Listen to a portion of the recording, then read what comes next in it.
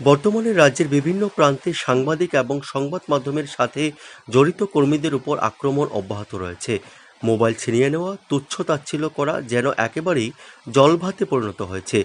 যে রাজ্যের ক্যাবিনেট মন্ত্রী প্রকাশ্যে সাংবাদিকদের গালমন্দ করতে পারে, সে রাজ্যের প্রাক্তন মুখ্যমন্ত্রীও যখন সাংবাদিকদের দেখে নেওয়ার হুমকি দিতে পারে, এমনতর রাজ্যে এমন ঘটনা ঘটতেই পারে, অবাক হওয়ার কিছুই না।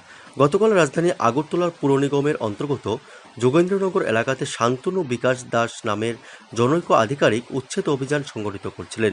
অভিযোগ, শান্তনুবাবু এমন কিছু কিছু দোকান ভাঙচুরের জন্য প্রস্তুত হচ্ছিলেন, সেখানে তখন মৃদু উত্তেজনা তৈরি হয় এবং সাধারণ মানুষের সাথে বচসা সংক্রান্ত পরিস্থিতি তৈরি হয়।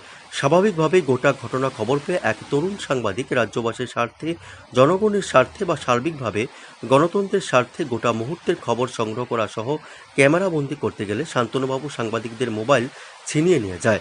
শুধু মোবাইল ছিনিয়ে নিয়ে ক্ষান্ত থাকেননি, পুরো আধিকারিক প্রকারান্তরে সাংবাদিক এবং সংবাদ মাধ্যমের গোষ্ঠীশুদ্ধ ওনার অশ্রাব্য ভাষায় কলঙ্কিত করে দেন। গোটা ঘটনার সাক্ষী যোগেন্দ্রনগরবাসী এবং সংশ্লিষ্ট সাংবাদিকদের ধারণ করা ভিডিওতে পরিষ্কার রয়েছে। ব্যুরো রিপোর্ট, প্রতিবার্তা। আপনি অবশ্যই ভিডিও করতে থাকেন। জান, আপনি একজন মিডিয়া চ্যানেলের সাংবাদিকের হাত থেকে মোবাইলটা ছিনিয়ে নিছেন। জান, করেন।